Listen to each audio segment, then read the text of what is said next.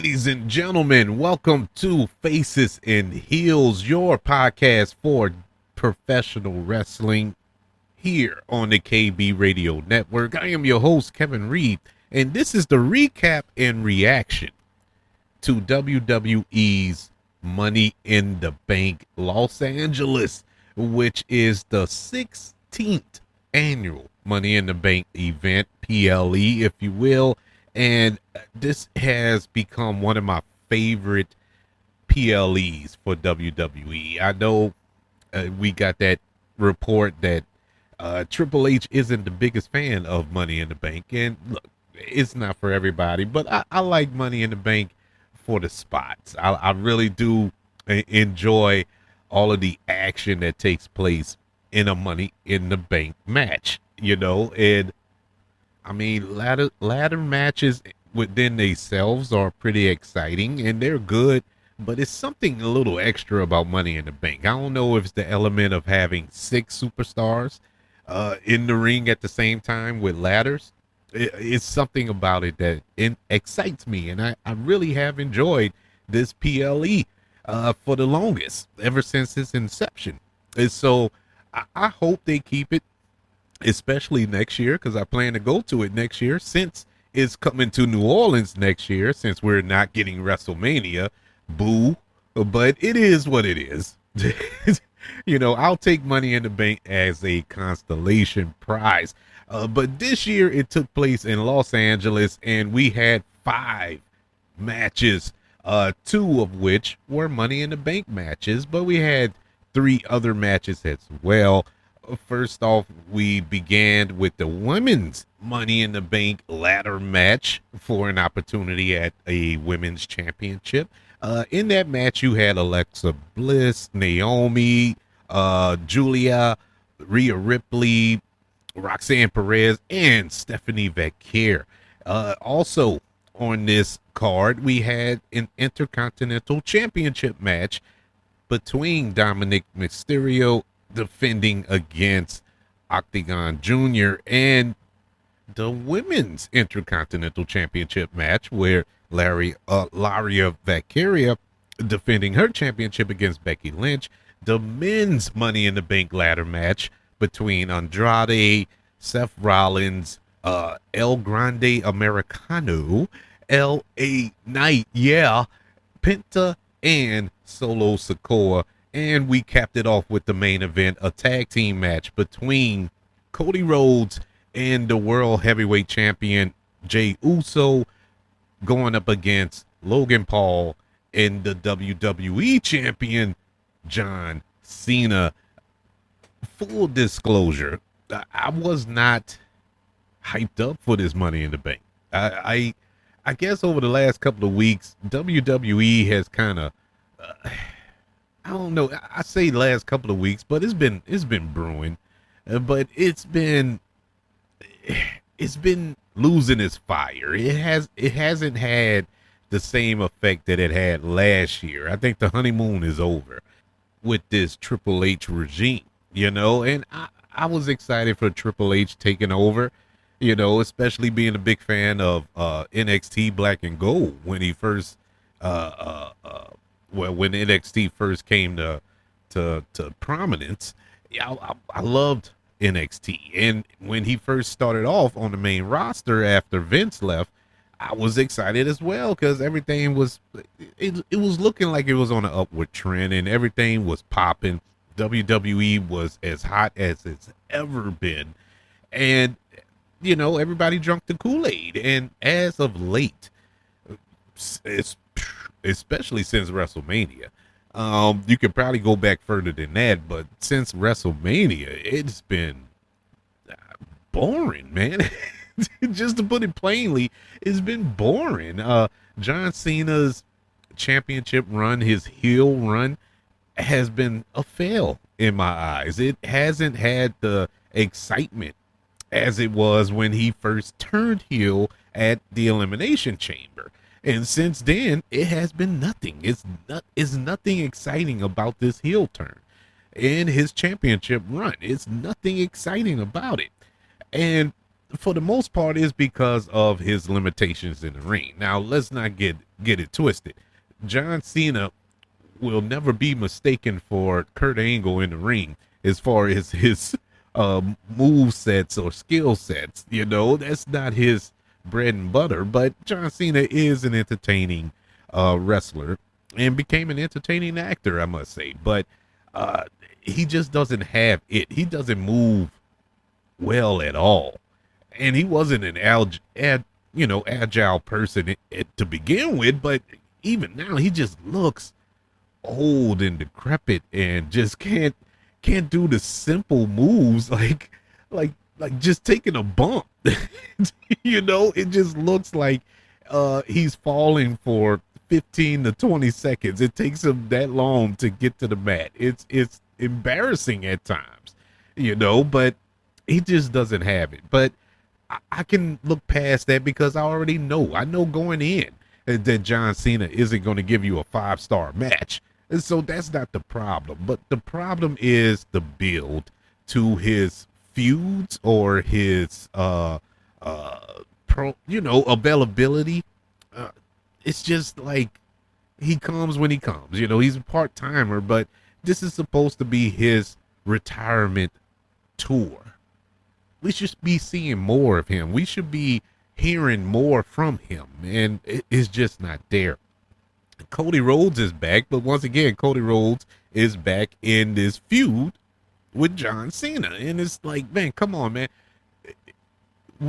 He had his run. He had an epic run last year as champion, and I think he did a phenomenal job as WWE champion. It's time to move on. Let's move him on to something else instead of staying stagnant in this, because before this, it was the bloodline. It was constant since he returned. It was bloodline. Now it's Cena. It's like, man, come on, man, give me something else. We need a little more meat on this bone for Cody Rhodes. And besides the women, there's been no stories. You know, there's been no storylines that you can really get behind. Now the women has been killing it. The women are taking over, man. They are doing God's work on the roster, and I am happy, not just on the main roster, but even on NXT. The women are taking over, and I'm here for it. This is not a complaint. I love it, but it's just nothing else there. And then you have the announcement of WrestleMania coming to New Orleans. I was super excited for it. I know a lot of people that were super excited for it. I was already making plans with my buddy to attend this year's or next year's WrestleMania. And just like that, boom, no, it's not happening. Where is it going? Back to Las Vegas. You know, and it's like, okay, whatever. Now we're getting Money in the Bank as a consolation prize.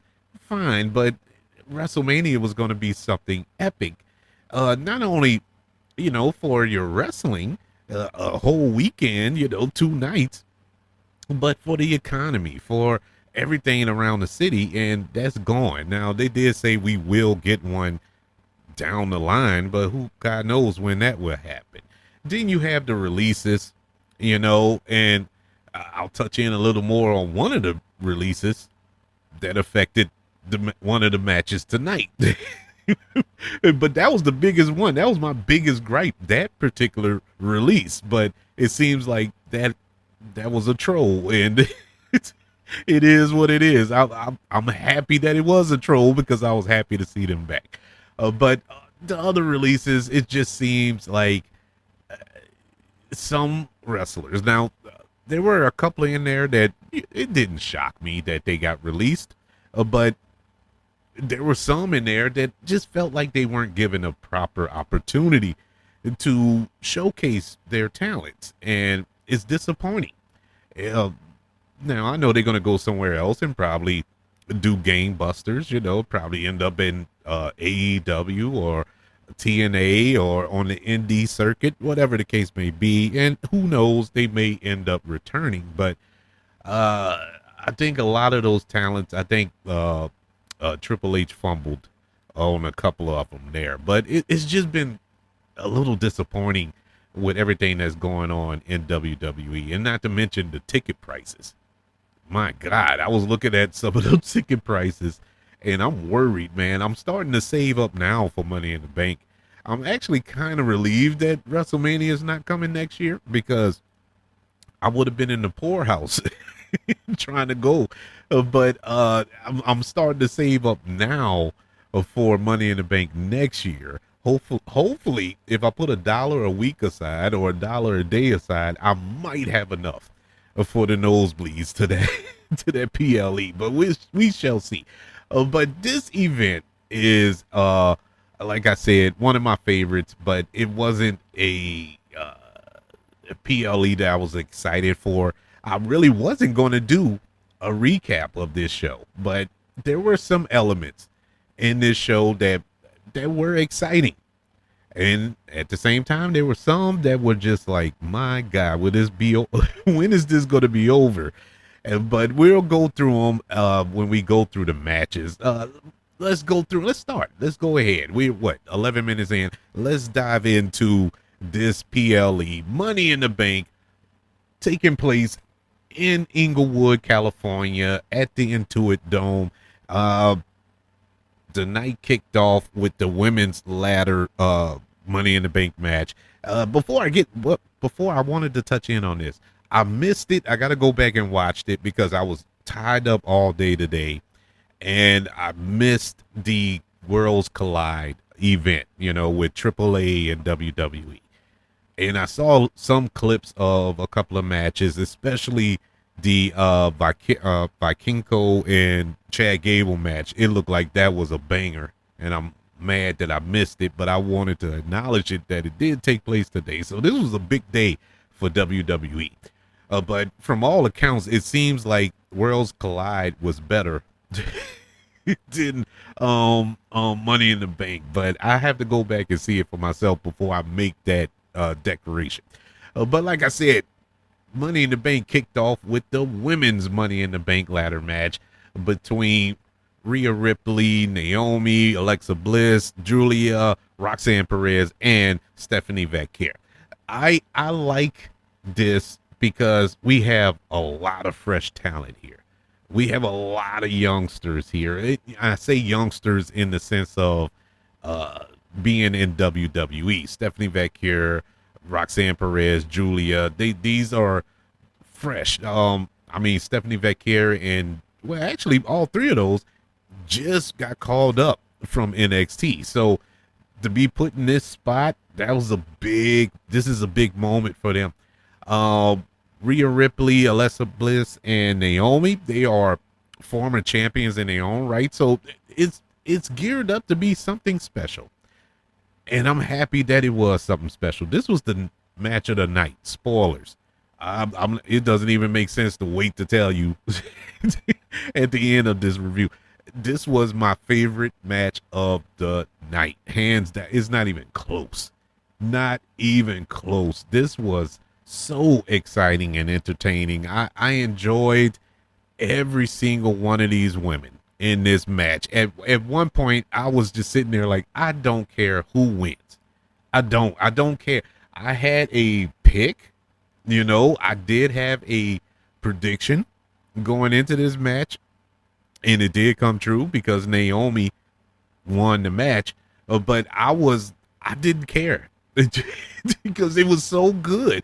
These women put on a heck of a show, and what a way to open up the PLE. And I think that hurt the rest of this show. That's why I was so bored with the rest of the show, because these women, they laid it all out there. They gave it their all in this match.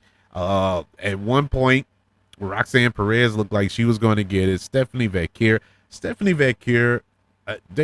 they have strapped a rocket to her back, and she will be a champion very, very soon. I don't know if it will be the women's champion or the U.S. champion, but it looks like Julia is going after that U.S. championship. But soon and very soon, she's going to be a champion on the main roster. My runner-up predicted pick was Alexa Bliss. I wanted to see if she could get that briefcase and maybe start to build on her character more since her return. I know that She's rumored to be tangled up with the White Six. Who knows? I don't know what. I don't know. And once again, that goes back to the storytelling here. Well, that's going on with Triple H and his team. But I don't know what she's doing. Sometimes it looks like she's a part of it. With that dark side of her. But then she looks like the little Disney princess character that she is. I don't know. It's just a blending of the two, and I don't know where she's heading with it. But I would love to see Alexa Bliss, healed Alexa Bliss. She is best suited when she's a heel. But you also had Rhea Ripley. I think Rhea Ripley, she needs to continue to chase. Sometimes it's better with the chase instead of having her with a belt around her waist. You know what I'm saying? For instance, Cody Rhodes. Cody Rhodes was better when he was chasing behind Roman Reigns for the belt. Now, when he got the belt, it was fine. It was good. He was a good champion. But I enjoyed him more in the chase. And so with Rhea Ripley, she's so dominant. She's just phenomenal. Yeah, of course, she can hold that title forever because nobody can beat her. She's that good.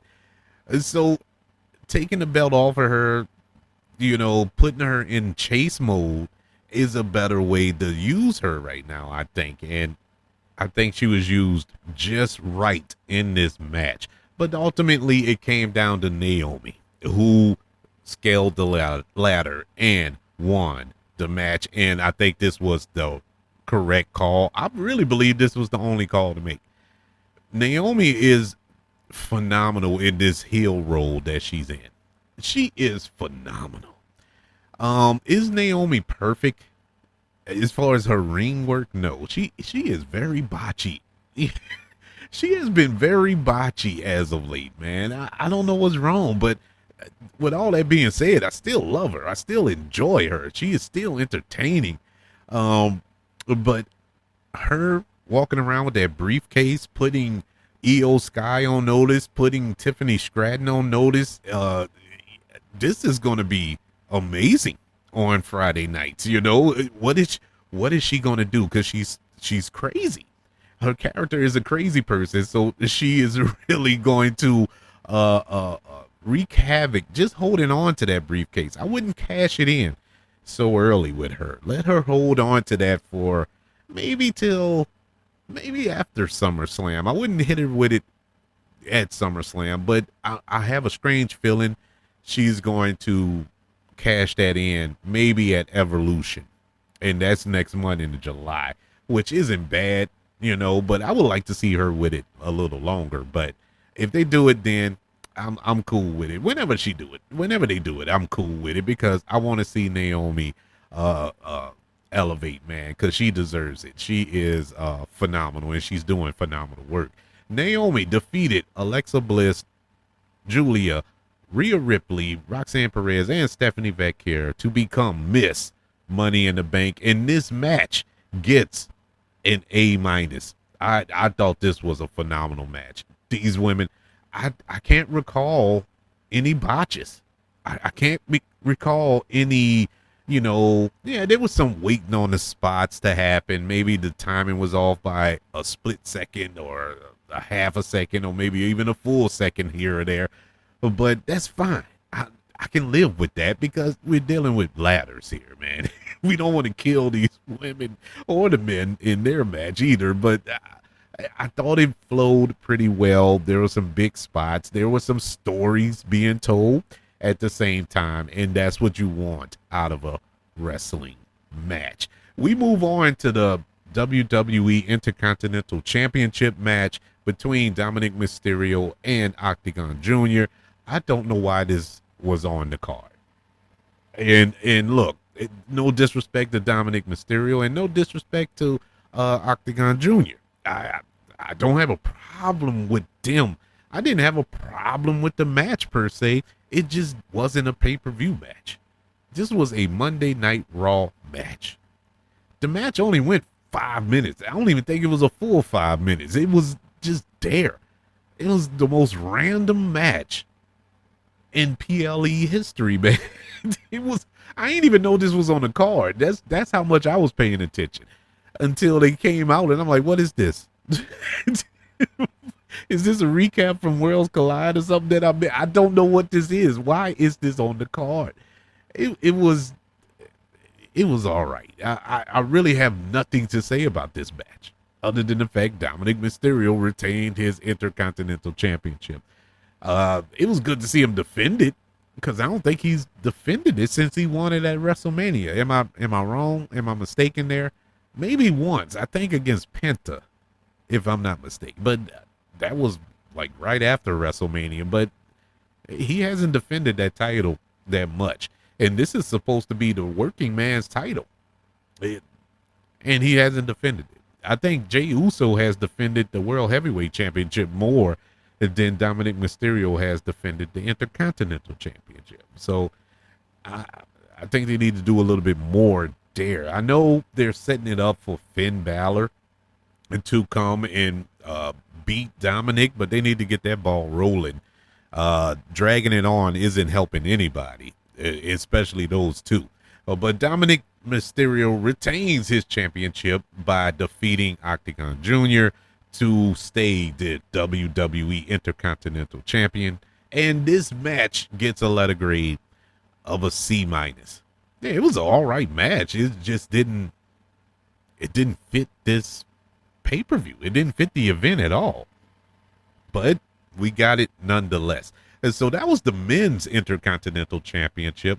What about the women's Intercontinental Championship, where Laura Valkyria defended against Becky Lynch? Now, this match had stipulations.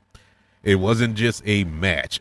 If Becky Lynch lost, she would never be able to challenge for the Intercontinental Championship again, as long as Laura still held the champion.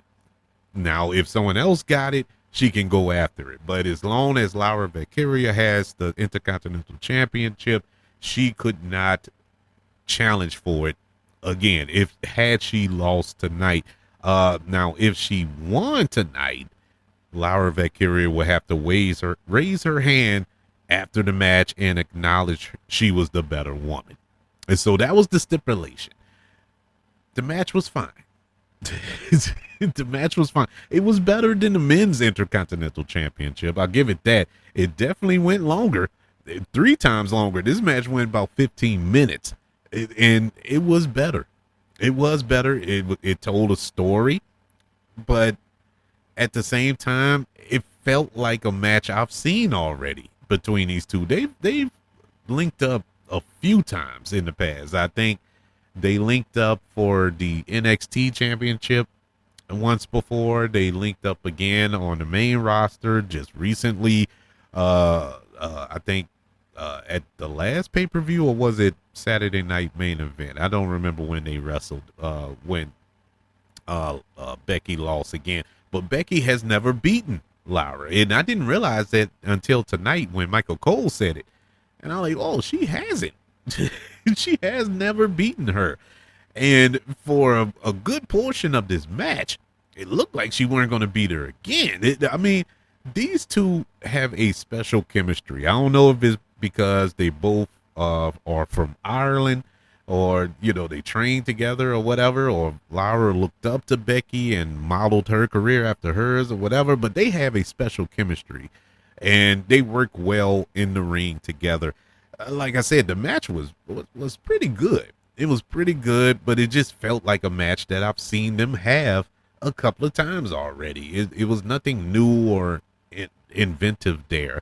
And I was hoping and praying that Bayley came out. I mean, what's going on with this? It could be just me. It could be just me, but I'm like, man, when are we going to get this Bayley return to beat up Becky? Because Becky is the one who, quote unquote, took her out at WrestleMania to get her spot. But no Bayley at all. I don't get that. And I still don't like how all that went down anyway. But nonetheless, as far as this match is concerned, Becky Lynch comes out victorious, none other by cheating.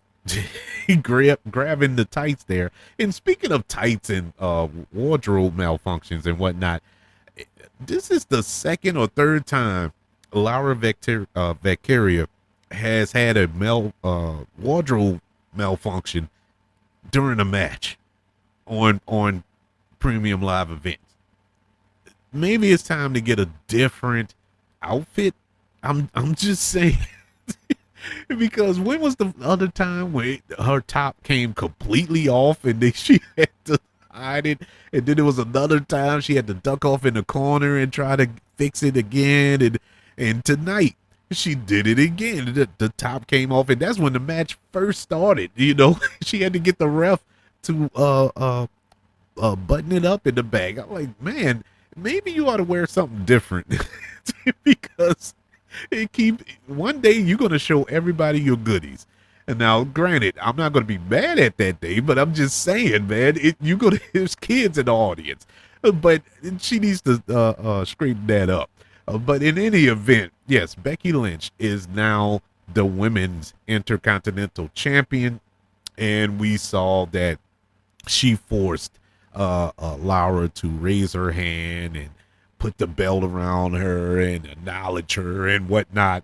And Laura got mad and gave her the what's that move called? The Nightwing at the end, and left the ring. But which tells me that this is not over. And I was happy she did it, but at the same time I was like, oh man, that all that tells me we're gonna get another match out of this. Not that they don't have good matches. I'm just tired of seeing them, man. Give it some space. Let them fight again, maybe down the road. I'm trying to think of a premium live event that happens around November or whatever. But around then, maybe even next year. Just wait. Give it some time. There are other women on the roster. There's a lot. The women's division is stacked. For us to get the same two women fighting each other for 3 months straight, it doesn't make sense to me. And so that's my only knock on that. But other than that, yeah, the match gets a C plus. I thought it was really good. It was really, really good. Once again, just like the men's Intercontinental Championship, as good as this match was, it didn't deserve to be on a premium live event. They could have put this on Raw, and I would have been just as happy. But, we got it tonight. We move on to the men's Money in the Bank ladder match. This match consisted of Andrade, El Grande Americano, or Chad Gable, whoever you want to say, Seth Rollins, LA Knight, Penta, and Solo Sikoa. This was the match that when it was all set up, I was like, really, these guys? I mean, it just, this is the most random. This is like playing WWE 2K25 or something, and you just have the random picking matches, for your opponents. This is what it feels like. It feels like this was the most random of opponents you can get. The only ones who had a real shot, logically in my mind, was Seth Rollins and LA Knight. Those were the only two. I was pulling for LA Knight to win this match because this is the third year in a row LA Knight has had a Money in the Bank match. And so I was hoping he would finally cross that plateau. Because he's over as all get out, and yet and still they got him relegated to mid-card, and I don't understand, bruh. I just don't get it. This is a main event guy that they have actively pushed to the mid-card. No matter how over he is, no matter how good he is in the ring, who he goes toe-to-toe with in the ring, he has proven that he's a main event guy. It's time to give him a shot, and WWE, man, Triple H, I don't know what's up. But this match was fine. This was fine. Logically, it didn't work for me. I did like some of the spots. I liked that Penta continues to shine in WWE. Penta, he's another one. It seems like they have strapped a rocket to his back as well. He is, uh, ever since, I mean, the first night he got to WWE, he has been knocking it out of the park. I mean, every match, even in his losses, he has shined. And I have been just floored by Penta. Um, in this match, he was the MVP to me, almost to the point where I was kind of hoping he won. It was, I was just feeling him, man. He was taking everybody's shots. He was still climbing that ladder. I mean, everybody. He didn't single in on nobody. He went at everybody and took everybody's best shot. I am I am officially a huge Penta fan. I always liked him, but I can officially say I love him. I am in love with Penta. And now where the match got crazy was with the interference, and this is where I was like, man, this is too much. This is a ladder match. You know what I'm saying? You have 6 opponents in this ring, and we're waiting for interference to come. They're getting interest music. They're coming out the aisle, down the aisle, and it's slow. And I'm like, what is everybody doing? Everybody just laying around, and you know what you're supposed to be getting up the ladder in the retrieving the briefcase, and it's just phony to me. It just didn't feel real. And I know we're talking about wrestling, I get it, but I mean, it just didn't feel right. Now, it was cool to see Jacob Fatu finally turn on Solo, finally give Solo his comeuppings. But aside from that, none of that really worked for me. You know, the match was just overbooked, and it was overbooked for no reason whatsoever. No reason. But ultimately, Seth Rollins did eventually climb the ladder and retrieve the briefcase to become Mr. Money in the Bank for the second time. Y'all remember the first time he had Money in the Bank, and he pulled off the heist of the century when he cashed in at WrestleMania against Brock Lesnar and Seth Rollins. And so this kind of, I mean, it made sense why he won it. It made all the sense in the world, because you still have the CM Punk element, which I was shocked he was not at Money in the Bank. I mean, shocked. I was expecting to hear Colt the Post personality multiple times, especially when Seth Rollins was climbing that ladder by himself. I was waiting to hear like Mussolini, but it didn't happen. CM Punk was not there. Shocked. But how would this work storyline wise going forward? I don't know. Who will Seth cash in on? Is he going to cash in on Jey Uso, or is he going to cash in on John Cena? I think John Cena is off limits. I think if it's going to be a cash in, it will be on Jey Uso, probably as early as Monday night when he takes on Gunther. We shall see. But Seth Rollins defeats Andrade El Grande Americano, LA Knight, Penta, and Solo to become Mr. Money in the Bank. And that match gets a letter grade of a C. Yeah, it was a fine match until it got just chaotic with the overbooking with Braun Breaker and Bronson Reed, and then you had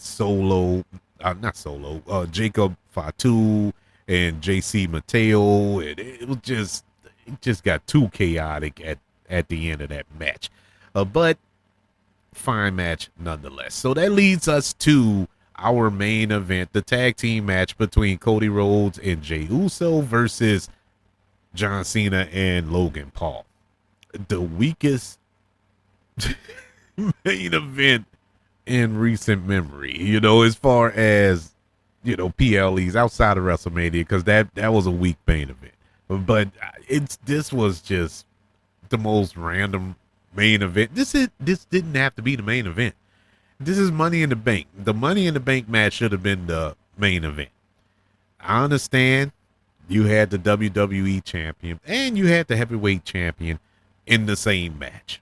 I understand you had Cody Rhodes. You had Logan Paul. I understand the elements here. But let's be real. There was nothing in this match that had anybody, looking forward to, that you was looking forward to anything in this match. I guess that's how I should say it. There was nothing about this match that was exciting. There was no titles on the line. There was nothing. This wasn't going to lead to nothing. It's not going to lead to nothing. Now, the end of the match probably, maybe, is leading to something other than Cody Rhodes going back after his championship. But I'm not excited for that. I don't care. Honestly, I don't even care. But the match was what it was. I guess the spot of the night was Logan Paul with his drone in his hand getting suplexed off the top rope. We saw it from that POV. That was cool. That was actually pretty fire. I like that. But that's it. That's the only good thing about this match. There was nothing else about this match that was exciting. And then the end of the match. As I said, we had some releases that took place over the last month or so. And one in particular that happened last week that, just took the wrestling community by storm. Everybody was upset, rightfully so, that R-Truth would not have his contract renewed and he was going to be gone. And out of all the people to release, R-Truth, man, that was the whole thing. R-Truth. This dude is a company guy through and through. He is a loyal guy through and through. Anything WWE asks him to do, he does it. He's that guy. No matter what you put him in, no matter what storyline he's in, he elevates it. He's always elevated it. The Judgment Day. Judgment Day was dead until they incorporated that R-Truth element into it. Who really cared about the Awesome Truth tag team? Nobody. But R-Truth made it work. The Miz is what the Miz is. But R-Truth made it work. And in every other element, coming into the Royal Rumble and bringing in a ladder and thinking it was a ladder match or a Money in the Bank match. Hilarious. Jumping into the women's Royal Rumble thinking that it was the men's. And getting in the middle of the ring like, where are all the men at? R-Truth is a national treasure.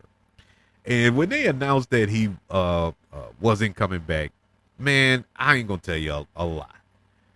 I was mad about the WrestleMania exit from New Orleans, but that made me so mad. I was like, man, I'm done with WWE. Honest to God, I was pretty much done.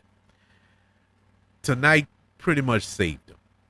After John Cena was going to cheat to win, hit Cody Rhodes with the title after the referee was occupied outside of the ring, we get a guy in a hoodie racing into the ring and attacks John Cena. And I'm like, well, who is this? Who is this guy? Now, I saw that, the sweater kind of came up in the back, and I saw it was a black guy. And I'm like, what black guy is it? Who else could it be? Because the last thing on my mind was R-Truth, because the reports were he was gone.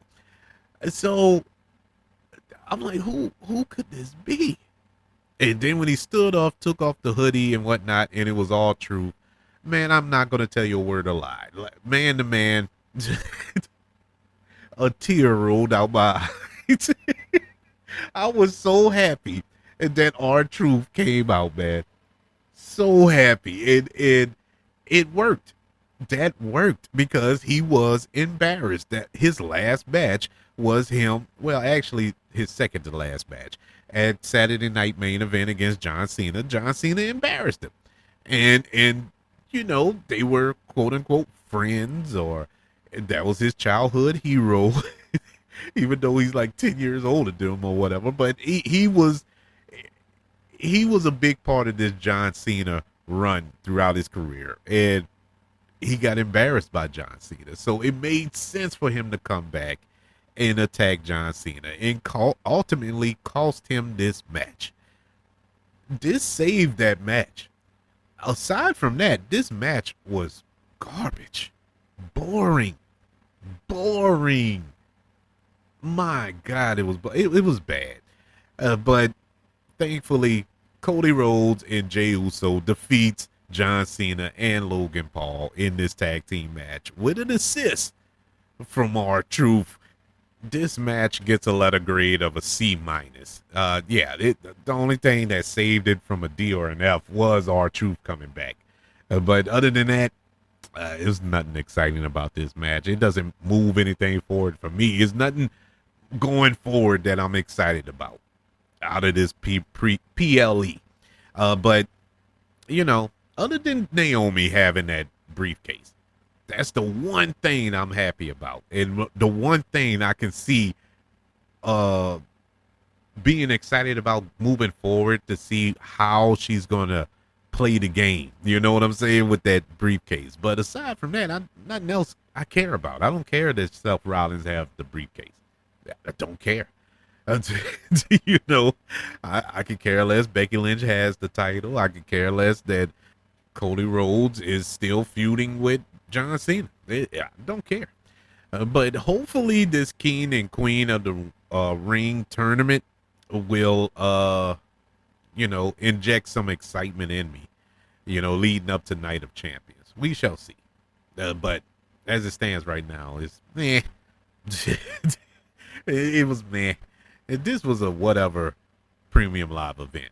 And you can honestly see that Triple H don't care for Money in the Bank. He does not care. He doesn't like it. And this showed he doesn't like it. But those are my thoughts and my reaction to Money in the Bank from Los Angeles 2025 is in the books. Once again, to recap, Naomi is Miss Money in the Bank. Dominic Mysterio retains the Intercontinental Championship. Becky Lynch defeats Lyra Valkyria to become the Intercontinental Champion. Seth Rollins is Mr. Money in the Bank. And Cody Rhodes and Jey Uso defeat John Cena and Logan Paul in a tag team match. But I would like to know, what was your thoughts of tonight's premium live event, Money in the Bank? Did you enjoy it? I hope somebody enjoyed it more than I did. And if you did, let me know. Email the show, kbradiopodcast@gmail.com. You can also search for this show on all social media platforms. Just search for the KB Radio Network. Also, don't forget about YouTube. Subscribe to the KB Radio Network channel and like this video if you don't mind. Don't forget about the 5 stars, the reviews, and sharing this show if you're listening on Apple Podcasts, Spotify, iHeartRadio, wherever you are currently listening to Faces and Heels here on the KB Radio Network. Everybody, thank you for joining me for this recap and reaction to WWE Money in the Bank. Can't wait to speak to you next time as I think it's Night of Champions next month, is it? Coming from Saudi Arabia, which tells me that's going to be a middle of a Saturday. And so it's going to be during the day that premium live event will take place. Yay. happy me. I don't like those. I don't like that they are in the middle of the day. But you got to take it how you get it. But in any event, I'll speak to you then. Enjoy the rest of your evening, your day, whenever you're listening to this, and I'll holler at you on the next go around. Peace.